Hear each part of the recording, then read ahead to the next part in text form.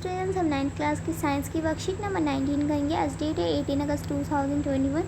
तो आज का topic the fundamental unit of life. तो इसको कंटिन्यू करते हैं। जिज्ञासा दीदी, we know that the cell is the basic functional unit of life. जो सेल है वो क्या है? बेसिक फंक्शनल है यूनिट ऑफ लाइफ। लाइफ का यूनिट जो बेसिक फंक्शनल है क्या है? सेल।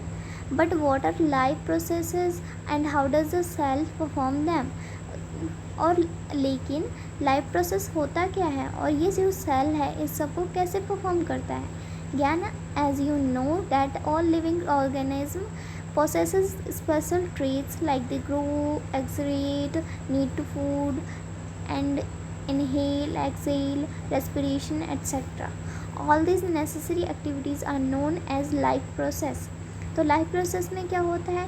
उसमें ग्रोथ भी होती है, एक्सक्रीट भी होती है, नीड फूड की नीड होती है, और इनहेल एक्सेल रेस्पिरेशन भी होता है। ये किसमें होता है? लिविंग ऑर्गेनिज्म में होता है। This this These are performed in every living cell by exchange of necessary substances. Cell has a special component called cell organelles and every organelle performs a specific task. तो हर cell के पास एक क्या होता है? Component, special component होता है जिसे हम सेल ऑर्गेनल्स कहते हैं। और जो सेल ऑर्गेनल्स होता है उसका एक स्पेसिफिक टास्क होता है। और cell is able to perform all its function because of this organelles.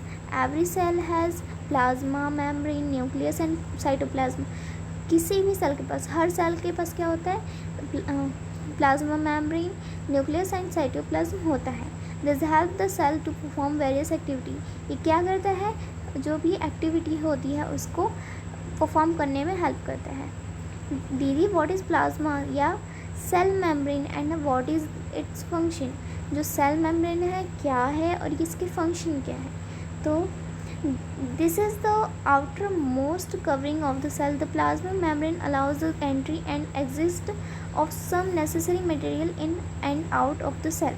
जो प्लाज्मा मेम्ब्रेन होता है या सेल मेम्ब्रेन, ये कुछ ही पदार्थों को यानी कुछ ही सब्सटेंसेस को अंदर या बाहर आने जाने देता है। जैसे कि हम एग्जांपल के लिए कह सकते हैं oxygen, carbon dioxide, nutrition and water.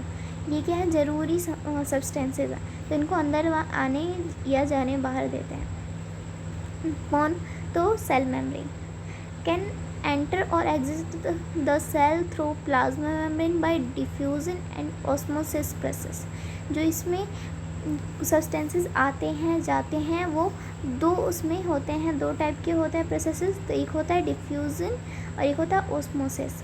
Movement of a substances from a region of high concentration to a region where its concentration is low termed as diffusion. Diffusion किसे कहते हैं? हाँ, जब एक हाई कंसंट्रेशन से लो कंसंट्रेशन पर आता है तो उसे हम क्या कहते हैं? डिफ्यूज़न। फिर diffusion of water through cell membrane is called osmosis. जो वाटर के थ्रू, सेल मेम्ब्रेन में जो वाटर के थ्रू डिफ्यूज़न होता है उसे क्या कहते हैं? ओस्मोसिस कहते हैं। Effect of concentration of a solution on a cell. तो इसे देखते हैं, जब एक सेल और सॉल्यूशन में कंसंट्रेशन कराते हैं तो क्या इफेक्ट पड़ता है? On the basis of concentration of water solution is of 3 types. एक होता है हाइपोटिक सॉल्यूशन, एक होता है आइसोटोनिक सॉल्यूशन और एक होता है हाइपोटोनिक सॉल्यूशन। ये तीनों सॉल्यूशन के बारे में पढ़ते हैं। Solution that have more water than cell, जिसमें क्या होता है? मोर वाटर होता है सॉल्यूशन में, सेल के मुकाबले जो सॉल्यूशन होता है उसमें ज़्यादा वाटर होता है। तो सेल क्या होती है? फूल जाती है और साइज उसकी इंक्रीज़ हो जाती है, एंडोऑस्मोसिस हो जाता है। इसे हम क्या कहते हैं? Hypotonic solution. एंड इसके बाद है आइसोटोनिक सॉल्यूशन। तो इसमें क्या होता है? The concentration of water and solution and cell is no change in shape. इसमें क्या होता है? जो सॉल्यूशन होता है और जो सेल होता है दोनों का जो कंसंट्रेशन होता है वो इक्वल होता है, इसलिए कोई भी शेप में चेंज नहीं होता।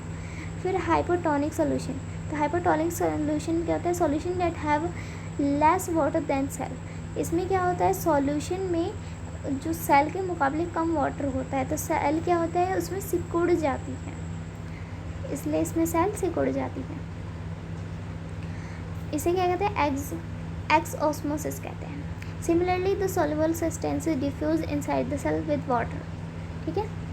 अब आगे देखते हैं, इसमें है plant cell also has cell wall in addition to the plasma membrane. Plasma membrane के अलावा जो प्लांट सेल होता है उसमें सेल वॉल भी होता है।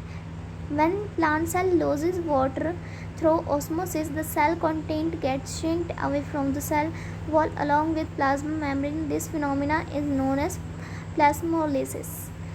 जब क्या होता है, प्लांट के पास सेल वॉल भी होता है प्लाज्मा मेम्ब्रेन के अलावा, और जब प्लांट में वाटर का लॉस हो जाता है, वाटर का लॉस होता है, तो क्या होता है इसमें ऑस्मोसिस, थ्रू द ऑस्मोसिस के द्वारा क्या होता है, इसमें श्रिंक्ड होता है और सेल से श्रिंक्ड होता है, और इसमें अलॉन्ग विथ प्लाज्मा मेम्ब्रेन, इसे हम क्या कहते हैं, प्लास्मोसिस कहते हैं, प्लास्मोलिसिस।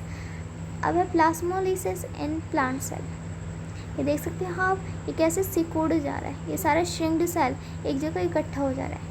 अब यहाँ पर answer the following question. First question है, what is the importance of cell membrane. तो सेल मेम्ब्रेन का इम्पोर्टेंस क्या है, तो यहाँ पर हमने पढ़ा, this is the outermost covering of the cell, the plasma membrane allows the entry and exist of some necessary material in and out of the cell. Only certain material can pass through if therefore called selectively permeable membrane. तो ये the necessary materials like O2, CO2, nutrition and water etcetera. ये हो जाएगा first का answer, यहाँ से यहाँ तक। अब सेकंड क्वेश्चन है, explain plasmolysis with a diagram. इसमें क्या हो जाएगा, इसमें आप यहाँ से लेकर यहाँ तक और ये डायग्राम, ये हो जाएगा सेकंड का आंसर। ठीक है,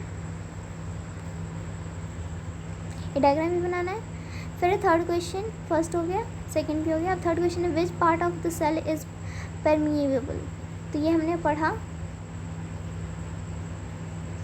तो इसके आंसर में होगा प्लाज्मा मेम्ब्रेन, और फिर उसके बाद लिखना है the necessary material like O2, CO2, nutrition and water etcetera can enter and exist the cell through plasma membrane by diffusion and osmosis processes.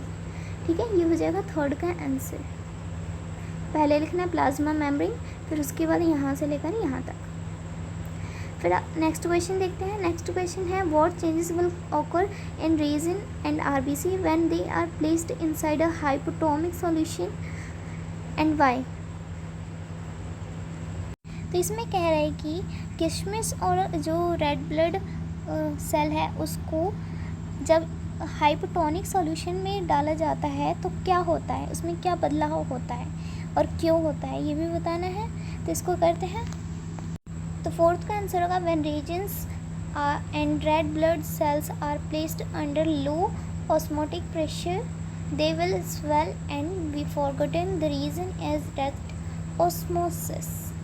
तो फोर्थ के आंसर में आप वहाँ पर गलत था, फॉरगॉटन नहीं आना था, इसलिए मैं दोबारा लिखा देती हूँ। फोर्थ का answer, keeping raisins and red blood cells will be swollen in the discharge process and will be full, the reason is that there will be a short destination pressure. Okay, so जब हम regions को और red blood sales को डालेंगे किसमें, एक solution में, तो क्या होगा, वो फूल जाएगी। ठीक है, क्योंकि इस पर प्रेशर लगेगा। तो ये थी हमारी आज की वर्कशीट। तो आज की वर्कशीट होगी कंप्लीट।